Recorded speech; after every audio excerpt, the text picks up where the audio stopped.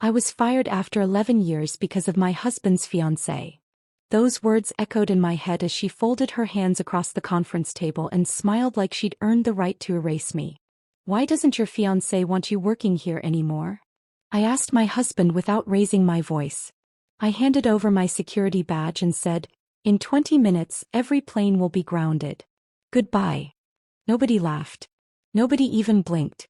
They thought it was a threat. Or maybe the final dramatic line from a woman who'd just lost everything. It wasn't. I walked through the glass lobby of the operations center at Denver International Airport with my cardboard box tucked against my ribs.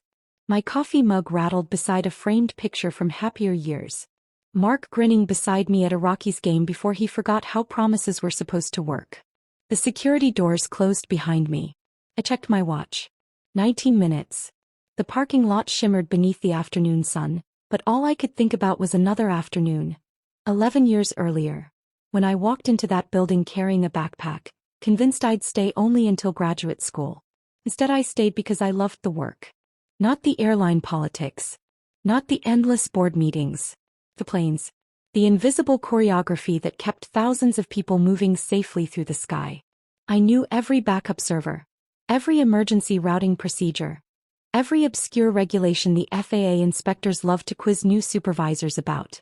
People joked I could rebuild the network blindfolded. Maybe they weren't joking. Mark used to admire that. Back when he still looked at me instead of through me. The affair had begun quietly. Late meetings. Weekend conferences.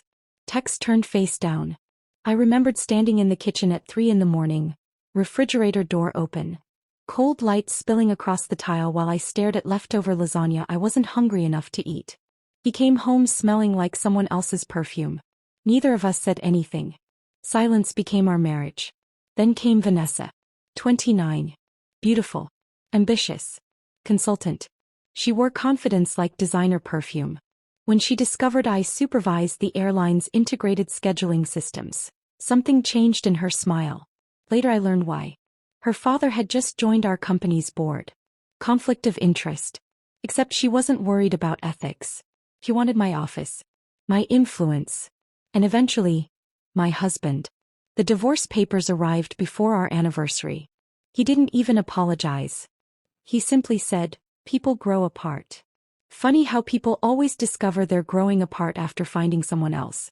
I signed everything. Kept my dignity. Kept working. That should have been the end. Except Vanessa hated seeing me every Monday morning. Seeing the woman who knew her fiancé before the expensive watches. Before the luxury condo. Before he reinvented himself. She wanted a clean story. No ex-wife working down the hallway. No reminders. Her father made a few phone calls. Human resources suddenly discovered my leadership style no longer aligned with organizational goals. 11 flawless years. Gone during a 15-minute meeting.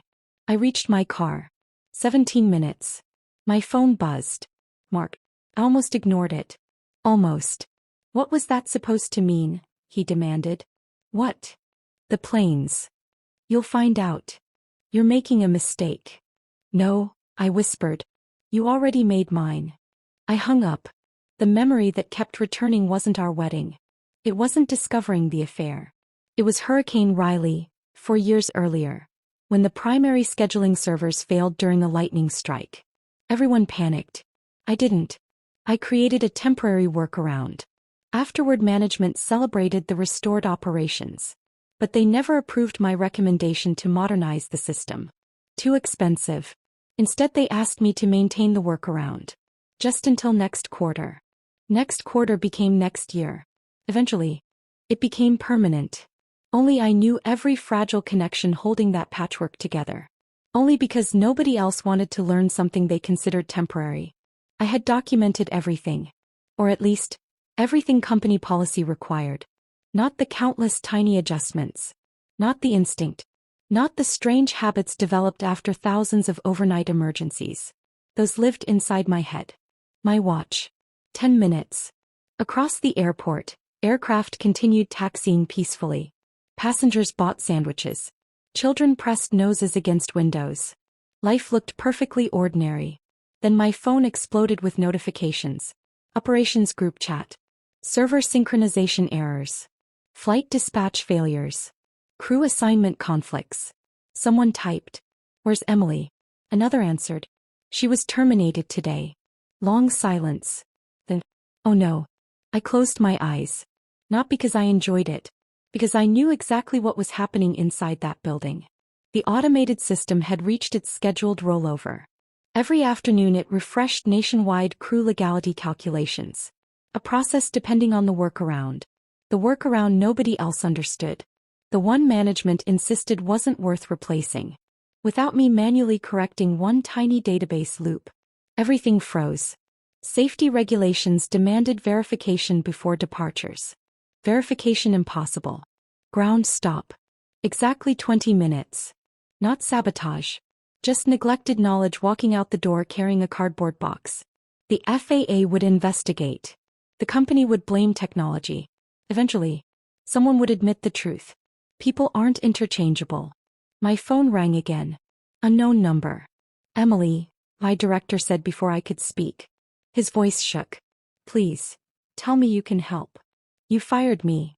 We can reverse it." "Can you?" "Yes." I looked across the runway where a jet rested motionless beneath a blue Colorado sky. "For 11 years, I said quietly, I begged for cross-training. Documentation reviews. Modernization. You told me to stop worrying. We'll discuss that later." "No. Later is why you're calling now." Silence. Then, "What do you want?" I surprised myself. Because the answer wasn't revenge. It wasn't Mark losing Vanessa. It wasn't watching executives panic. I want every critical employee cross-trained. I want the modernization budget approved. I want written acknowledgement that operational knowledge matters more than office politics. "And your job?" I smiled sadly. "I haven't decided." 3 hours later, the emergency procedures I'd written years before finally restored partial operations. Not because I returned. Because I explained them remotely under a consulting agreement worth more than my annual salary. Funny how expensive ignored advice becomes during a crisis. Mark texted once. "I'm sorry." 2 words. 11 years too late. I never answered. Weeks passed. The investigation uncovered everything. Budget delays. Ignored recommendations. Improper influence from board members. Vanessa's father resigned. She disappeared from company gossip almost overnight. Mark. Well, I heard the engagement quietly ended. None of it brought back my marriage. None of it erased those lonely nights staring into refrigerator light or pretending late-night television could drown out heartbreak. But one morning I woke before sunrise in my little suburban townhouse, brewed fresh coffee and realized the silence felt different. Not empty. Peaceful. I accepted a position helping airports across the country build resilient systems that didn't depend on one exhausted employee carrying impossible responsibility alone. Sometimes I still watch planes climbing into bright morning skies. Each one reminds me that strength isn't proving you're indispensable. It's refusing to let people convince you that your worth depends on whether they choose to see it. The day they escorted me out, they thought they were ending my story. Instead, they grounded a fleet and accidentally gave me permission to finally take flight. If this story stayed with you, please take a moment to like this video and subscribe to the channel. Your support helps bring more heartfelt stories like this to life and means more than you know. Thank you so much for watching, and I hope you'll join me again for the next story. Until then, take care of yourself.